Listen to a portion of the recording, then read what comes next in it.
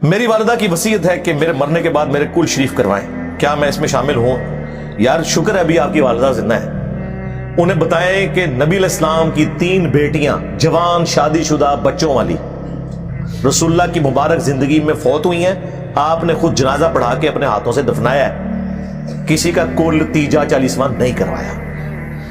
تو اپنی والدہ کو یہ بتائیں کہ میں آپ کے ساتھ وہ کروں جو رسول اللہ نے کیا تھا اپنی بیٹیوں کے ساتھ، یا وہ کروں کہ جو آپ سے چندے کھانے والے مولویوں نے چیزیں جاری کی ہوئی ہیں؟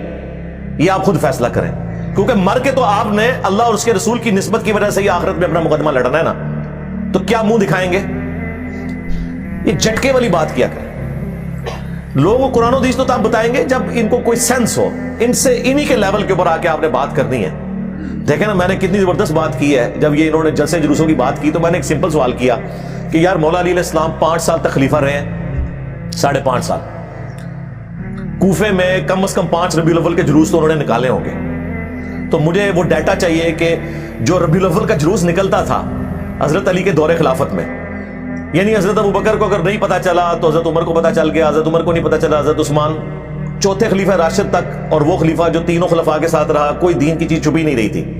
تو انہوں نے جو کوفے میں جلوس نکالا میلاد کا، اس میں مہمان خصوصی کس کو بناتے تھے؟ وہ پانی کی سبیل کے اوپر عمار ابن یاسر کی ڈیوٹی ہوتی تھی یا حسن ابن علی کی ہوتی تھی؟ ہاں جی بتائیں نا۔ اور لنگر وہاں پہ مالک اشتر تقسیم کر رہے ہوتے تھے یا حسین ابن علی تقسیم کر رہے ہوتے تھے؟ آپ یہ باتیں بولنا شروع کریں، ان کی بوتیاں دیکھیں، اردو تو نہیں سی ہوندا جی، اچھا اردو نہیں سی ہوندا، ہوں جو نہیں کردا او گستاخ ہویا، جڑا کر رہے او گستاخ ہویا، جڑا نہیں کر رہے او گستاخ ہویا۔ ہم آپ کو گستاخ نہیں کہتے، لیکن کم از کم ہمیں تو نہ کریں۔ یہ جو آپ کی بوتیاں لٹکی ہوئی ہیں نا، اب اس طرح جو بات سمجھ آتی ہے تو اس میں اپنی والدہ کو اس طرح بات بتائیں کہ نبی علیہ السلام کی 3 بیٹیاں فوت ہوئیں، سیدہ زینب، ام کلثوم اور سیدہ رقیہ علیہم السلام اجمعین، اور آپ نے ان کا جنازہ پڑھایا، خود دفنایا، نہ کسی کا مزار بنایا، نہ کسی کا کل تیجا 40واں۔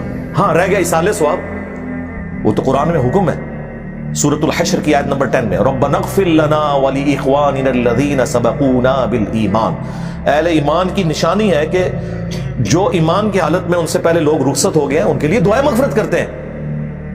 وہ صحیح مسلم میں حدیث ہے، آپ قبرستان جب بھی جائیں آپ نے دعا مانگنی ہے، السلام علیکم اہل الدیار من المؤمنین والمسلمین وَإِنَّا إِن شَاءَ اللَّهُ بِكُمْ لَلَاحِقُونَ نَسْأَلُ اللَّهَ لَنَا وَلَكُمُ الْعَافِيَةَ۔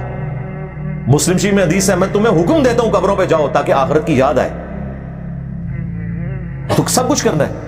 ایصال ثواب کے 10 طریقے، یہ میری ویڈیو آپ دیکھ لیں، ایچ ڈی ریکارڈنگ میں بھی آ چکی ہے، ایک بہت پہلے بھی تھی، مسئلہ 74 ایک سال ڈیڑھ پہلے بھی ریکارڈ ہوئی، اس میں نے ایک حدیث، الحمدللہ سینکڑوں احادیث اس میں آ رہی تھی، کئی آیات، وہ ایک حدیث کا نمبر ڈسپلے کروایا تاکہ کسی کا وام نہ رہے، کیونکہ یہ تو ہر گھر کی ضرورت ہے نا ایصال ثواب۔ یہ تو محاورہ ہماری پنجاب کی یعنی لینگویج کے اندر بن چکا ہے، تو میری کیڑی قبر پکی کرا دینی ہے، تو کیڑا میری قبر تے آگے دیوے بال لینے جی، نہیں بالنے، ہوں نہیں دس رہے ہیں، نہیں بالنے نہ پکی کرانی ہے، ہاں کیونکہ ہم نے کلمہ اس کا پڑھا ہے جس کی قبر مدینے میں ہے صلی اللہ علیہ وآلہ وسلم، ٹھیک ہے۔ تو اچھا دیکھیں، یہ ہر مسلمان کو پتا ہے کہ تم میں سے کوئی اس وقت تک مومن ہی نہیں ہو سکتا جب تک کہ میں اسے اس کے ماں باپ اولاد سب لوگوں سے بڑھ کر عزیز نہ ہو جاؤں۔ یار اس کے اوپر کبھی غور کیا آپ نے؟ اس کے بعد ماں باپ کی ایک چھوٹی سی دھمکی جو ہے وہ آپ کا ایمان ہی خراب کر دیتی ہے،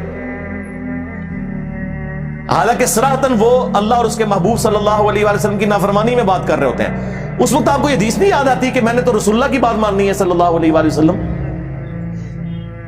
بخاری مسلم میں حدیث ہے، مولا علی اس کے راوی ہیں، وہ کہتے ہیں کہ ایک انصاری کو نبی الاسلام نے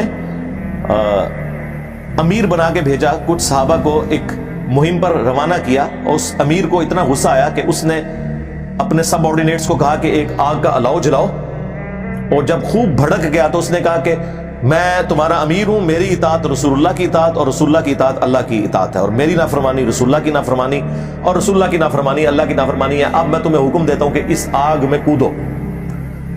تو وہ انفی ہوتے تو شاید کود ہی جاتے ہیں، ویسے انہوں نے نہیں کودنا، ایک گالی کر دیں تکلیف دی۔ تو انہوں نے کہا کہ ہم آگ سے بچنے ہی کے لیے تو رسول اللہ کے دامن کرم میں آئے تھے، تو پھر ہمیں آگ میں پھینک رہا ہے، تو ہمارا امیر ہے لیکن تیری یہ بات نہیں مانیں گے۔ واپسی پہ جب نبی اسلام کی خدمت میں یہ مقدمہ پیش ہوا تو بخاری مسلم کے الفاظ ہیں، نبی اسلام نے فرمایا اگر تم اس آگ میں کود جاتے تو سیدھا جہنم کی آگ میں جا کے نکلتے۔ اللہ کی نافرمانی میں مخلوق کی اطاعت نہیں ہے، مخلوق کی اطاعت صرف معروف میں ہے، منکر میں نہیں ہے۔ میں دودھ نہیں بخشاں گی تو داڑھی رکھ لی، ہاں تجھے تو پتا بھی نہیں ہوگا کہ بچہ کیسے پیدا ہو گیا، تیرے دودھ کی کیا اوقات ہے۔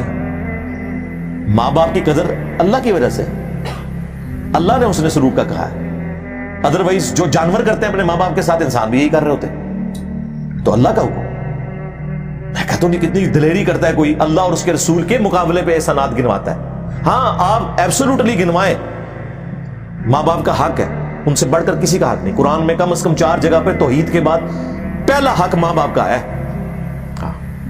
بخاری میں حدیث موجود ہے، بخاری مسلم دونوں میں، نبی علیہ السلام سے ایک صحابی نے پوچھا کہ پوری دنیا میں میرے حسن سلوک کا حقدار سب سے زیادہ کون ہے؟ تو نبی علیہ السلام نے فرمایا تیری ماں۔ پوچھا یا رسول اللہ اس کے بعد؟ فرمایا تیری ماں۔ پوچھا اس کے بعد؟ فرمایا تیری ماں۔ پوچھا اس کے بعد؟ فرمایا تیرا باپ۔ یعنی پہلے 3 حق ماں کے اور چوتھا باپ کا۔ یہ تو مطلب اس سے تو انکار ہی نہیں ہے، قرآن میں اف تک نہیں کہنا۔ لیکن اللہ اور اس کے محبوب علیہ السلام کے مقابلے کے اوپر ان کی بات کو ماننا، پھر ایک کافر اور مسلمان میں کیا فرق رہ گیا؟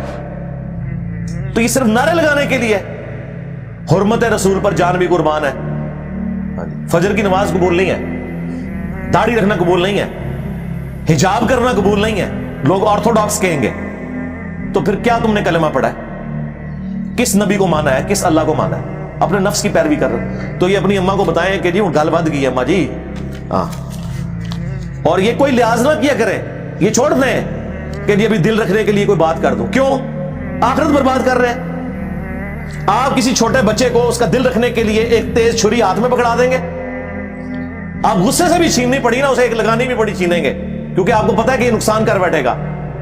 اور دین کے معاملات جو آخرت میں اس سے بڑا عذاب ہونے والا ہے، اس کے معاملے میں آپ کمپرومائز کر لیتے ہیں، سیدھے ہو جاؤ، ٹھیک ہے، ہاں احترام کے دائرے میں، اور ایک طریقے سے بات کنوے کریں کہ آپ کے ساتھ وہ کریں گے جو رسول اللہ نے اپنی بچیوں کے ساتھ کیا، بس جو صحابہ کرام نے اپنی بیویوں کے ساتھ کیا ان کے مرنے کے بعد۔